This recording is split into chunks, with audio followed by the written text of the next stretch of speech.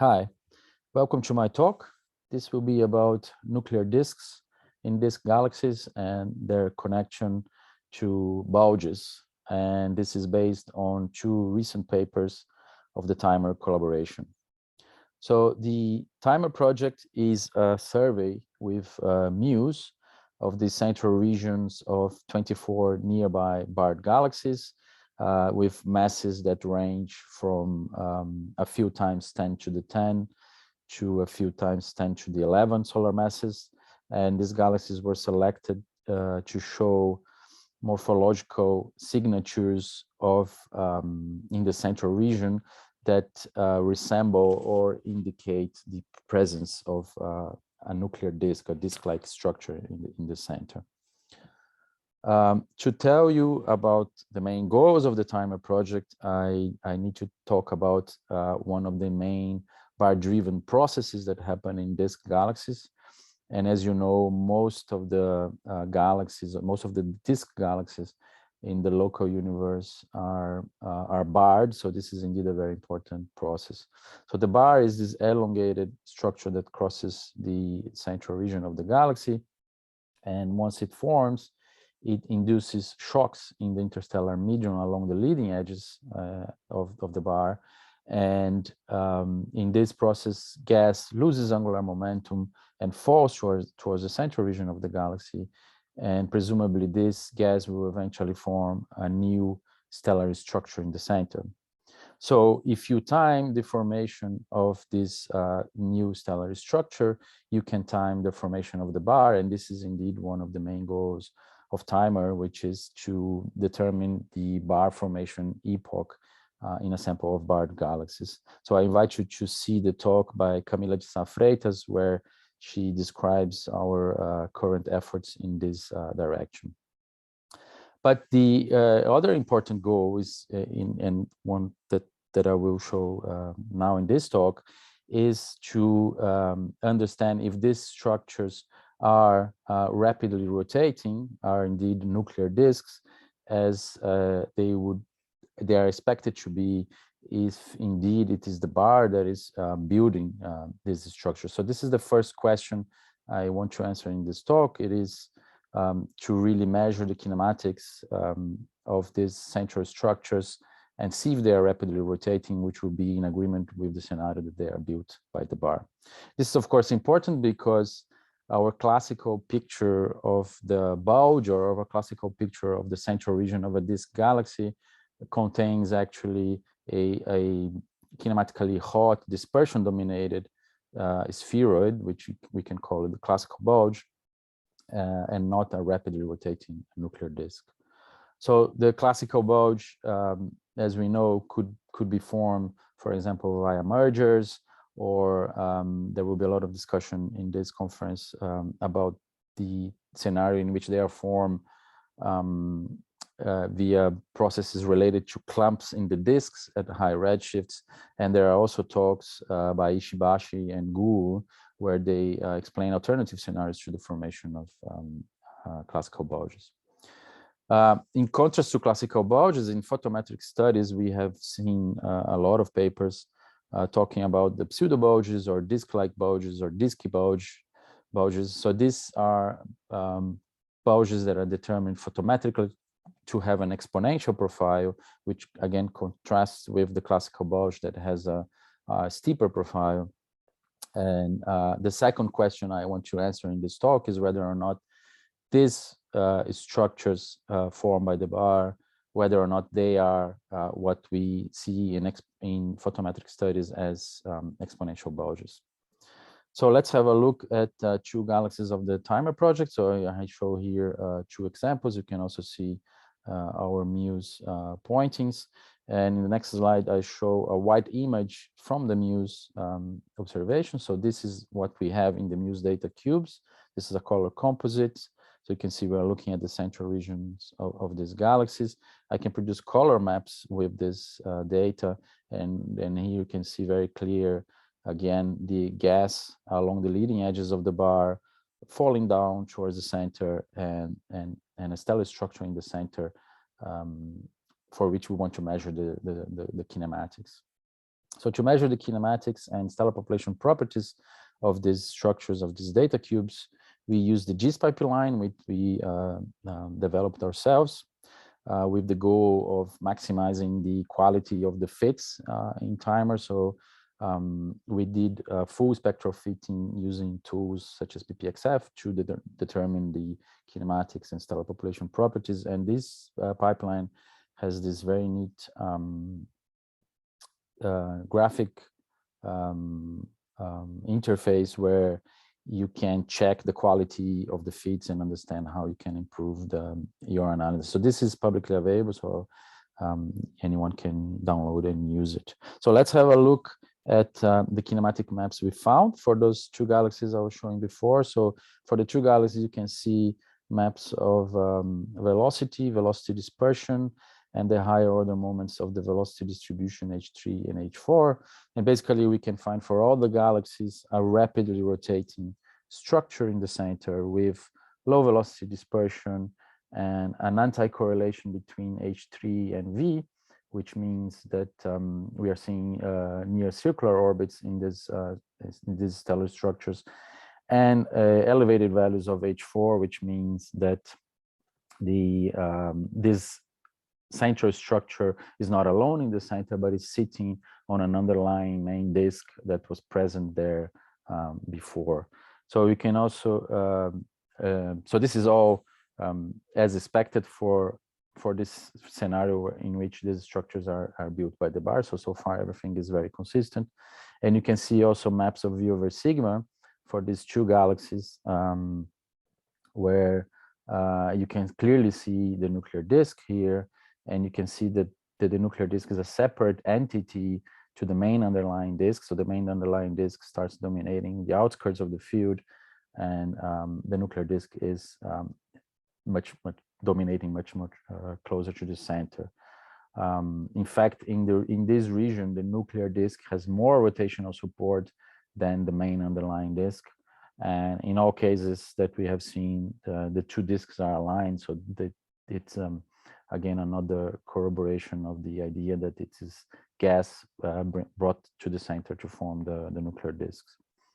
So here I show a kind of a family portrait picture of most of the timer galaxies. So these are V over sigma maps, just to exemplify that we are really seeing these nuclear disks in basically all the galaxies that we have studied so far. So we can look at this nuclear disk also as an ensemble, and here I show the distribution of V over sigma values for those nuclear disks. So you see that they are rotationally supported, but they don't have extremely high V over sigma values as the outer parts of main underlying disk. And this is understood because, of course, they sit close to the center of the galaxy. So they are kind of like warm disks, let's say. Here I show the distributions of sizes for the nuclear disk. These are sizes that are measured kinematically. So we basically is the size in which the V over sigma peaks. And you can see that they span a range of radii from about 200 parsecs to about a kiloparsec. The dashed line here is the result from a simulation from Cole et al., in which they also build the nuclear disk from gas brought to the center by the bar. And in these panels, their simulation reproduced the observations we have. To ascertain further the bar-driven origin for the nuclear disks, we looked at some expected correlations. So in this scenario, we expect a correlation between the size of the nuclear disk and the size of the bar. And in fact, we see this here. We also expect an anti-correlation between the size of the nuclear disk and the ellipticity of the bar, which is also indicated here. And we also expect this correlation shown here between the size of the nuclear disk and the bar to total ratio. So this is all consistent with, again, with a bar-driven origin for the nuclear disks. Something interesting in these plots is that now the simulation of Cole et al. Actually produces a nuclear disk that is too large, because our nuclear disks stand to about 10% of the size of the bar, whereas in their simulation, the nuclear disk actually is about 30% of the size of the bar. So there is still room to understand better from a theoretical point of view how these nuclear disks are formed by the bar. We can also verify whether or not these nuclear disks are built by bars by looking at the stellar population properties. So here I show for one galaxy, but basically this is the same result that we found for most of our galaxies, where we see maps of age, metallicity, and alpha over iron abundance, and you can see that the nuclear disk is younger, more metal rich, and has lower content in alpha than the surroundings of the nuclear disk. So this is again as expected in the scenario in which the bar forms the nuclear disk. Of course, we expect that the nuclear disk has to be younger than the rest of these in the surroundings of the central region, more metal rich if it's formed later by the bar, and with a low alpha content if it's built slowly by the inflow of gas towards the center. I will not go too much into the details, but we also seen in this paper, Bittner et al. 2020, that there are monotonic gradients in these properties in the nuclear disks from the center towards the edges of the nuclear disk. And we conclude that this indicates that the nuclear disks actually go all the way to the center. And in fact, if you look at age gradients, we see that the older stars in the nuclear disk are in the center, and then they get younger towards the outskirts of the nuclear disk. So we also interpret this in the sense that nuclear disks are built from inside out. So the first question that I wanted to answer appears to be robustly answered, and indeed these structures are consistent with the scenario in which they are built by the bar. So are these structures the exponential bulges found in photometric decompositions? And the answer is yes. So we looked at the literature at carefully executed photometric decompositions. And for example, from Kim et al. And Salo et al., we found that they typically find indeed exponential light profiles for the photometric bulges in their decompositions of our timer galaxies. But I have to highlight that the physical spatial resolution and the correctness of the models applied in this decomposition plays a crucial role. So these decompositions are tricky, and not always they will give the yield accurate results. So that has to be taken with a pinch of salt.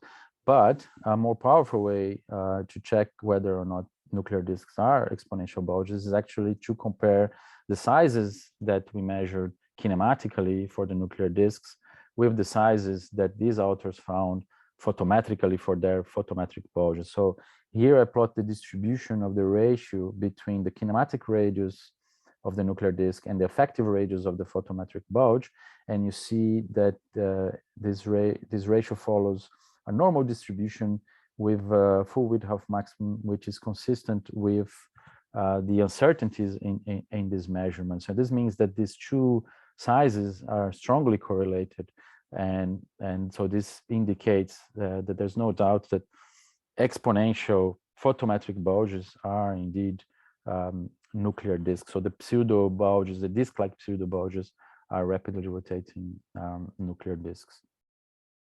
I want to have time to talk about the Milky Way nuclear disk, but this will be covered by others in this conference. But I will just quickly mention that the Milky Way is a massive barred galaxy, as other galaxies in the timer sample. So it is no surprise that the Milky Way also hosts a nuclear disk that very likely was built by the bar in the Milky Way. So let's wrap up and answer the question, what all of this tell us about bulge formation. So you've seen that from the kinematic properties and from the stellar population properties of a nuclear disk, it is clear that they are built by bars in a circular revolution picture. And this contrasts with the formation with classical bulges. And the exponential disk-like bulges that we see in photometric studies are actually nuclear disks built by bars. So no classical bulges in these galaxies. And I didn't mention in much detail, but we also seen that these nuclear disks seem to extend all the way to the center of the galaxy and to form from inside out. So I will stop here, and I look forward to the discussions and to see you online in a few weeks' time. Ciao.